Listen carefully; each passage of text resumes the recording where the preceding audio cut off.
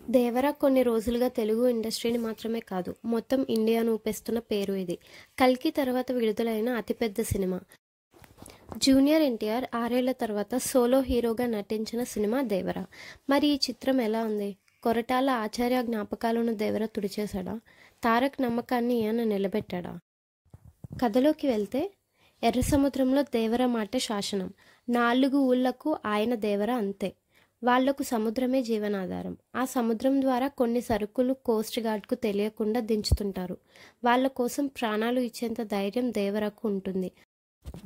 అదే ఊళ్ళో సైఫ్ అలీ ఖాన్, బైరా కూడా ఉంటాడు. దేవర చేసే పనులు బైరాకు నచ్చవు. కానీ దేవర సాయం లేకుండా ఏం చేయలేమని బైరాకు తెలుసు. అందుకే అదును కోసం చూస్తుంటాడు. మరోవైపు తాము చేసేది తప్పు అని ఓ సమయంలో తెలుసుకున్న దేవర తన వాళ్లను కూడా సముద్రంపైకి వెళ్ళొద్దని హెచ్చరిస్తాడు. కానీ డబ్బులకు అలవాటు పడిన ఆ ఊరి వాళ్ళు బైరా తోడుగా వెళ్దామని చూస్తారు.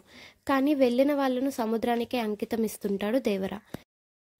కానీ కొన్నేళ్ల తర్వాత ఊరికి దూరంగా ఉండిపోతాడు.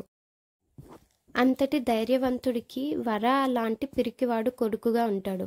అదే ఊళ్ళో ఉండే రాయప్ప, శ్రీకాంత్ కూతురు తంగం జాన్వీ కపూర్ వరను ఇష్టపడుతుంటుంది. అసలు దేవర కొడుకు అయినా కూడా ఎందుకు వర అంత భయపడుతుంటాడు? ఊరి వాళ్ళ సమస్యలు దూరంగా ఉండే దేవర తీరుస్తుంటాడా? అసలు ఏమైంది? ఆ తర్వాత ఏం జరిగింది అనేది కథ. కొరటాల శివ సినిమా అంటే కమర్షియల్ విత్ సోషల్ మెసేజ్ కూడా ఉంటుంది. దేవరాలోనూ ఇదే చెప్పాలని చూశాడు కొరటాల. ప్రతి మనిషికి భయం అనేది ఖచ్చితంగా ఉండాలని, అది లేకపోతే కష్టం అనేది ఇందులో శివ చెప్పాలనుకున్న మెసేజ్. మనిషికి బ్రతికేంత ధైర్యం ఉంటే చాలు, చంపేంత ధైర్యం అవసరం లేదనేది దేవరా కథ. ఈ సింగిల్ లైన్ పైన సినిమా అంతా తీశాడు కొరటాల. అందులో ఎన్ని ఎత్తులున్నాయి, మరికొన్ని పల్లాలు కూడా ఉన్నాయి. సినిమా మొదలవ్వడమే చాలా సీరియస్గా మొదలవుతుంది. తొలి 20 నిమిషాల తర్వాత కానీ ఎన్టీఆర్ ఎంట్రీ ఉండదు. ఒక్కసారి తారక్ ఎంట్రీ ఇచ్చిన తర్వాత కథను చాలా సీరియస్ నోట్లోనే తీసుకెళ్లిపోయాడు దర్శకుడు కొరటాల.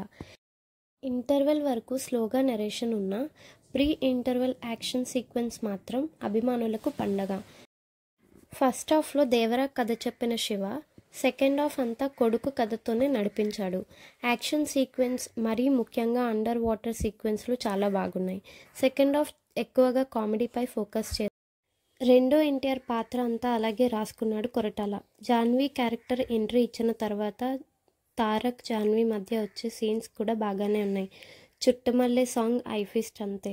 క్లైమాక్స్కు తీసుకున్న లీడ్ బాగుంది. అప్పటి వరకు పిరికివాడిగా ఉన్న వర అసలు ఎందుకు అలా ఉండాల్సి వచ్చింది? దేవర రక్తమైనా కూడా ఎందుకు అంత భయస్థుడిగా మారిపోయాడు అనేది చివర్లో బాగా చూపించాడు. ఈ సినిమా కమర్షియల్ కోణంలో కాకుండా పక్కాగా తను అనుకున్న కథను తెరపై చూపించాలనే ఉద్దేశంతో తీశాడు కొరటాల. అందుకే అక్కడక్కడ బాగా స్లో అనిపిస్తుంది. కానీ అభిమానికి కావాల్సింది అయితే ఫుల్గానే ఇచ్చాడు కొరటాల. ముఖ్యంగా తారక్ క్యారెక్టరైజేషన్ బాగుంది. నెరేషన్ ఇంకాస్త ఫాస్ట్గా ఉండుంటే మాత్రం దేవర ఖచ్చితంగా రేంజ్ మారిపోయి ఉండేది. క్లైమాక్స్లో మాత్రం బాహుబలిని గుర్తు చేసే ట్విస్ట్ ఇచ్చాడు కొరటాల. ఫైనల్గా దేవర ఎలా ఉందంటే అభిమానులకు ఐఫిస్ట్, ఎర్ర సముద్రం పోటెత్తింది.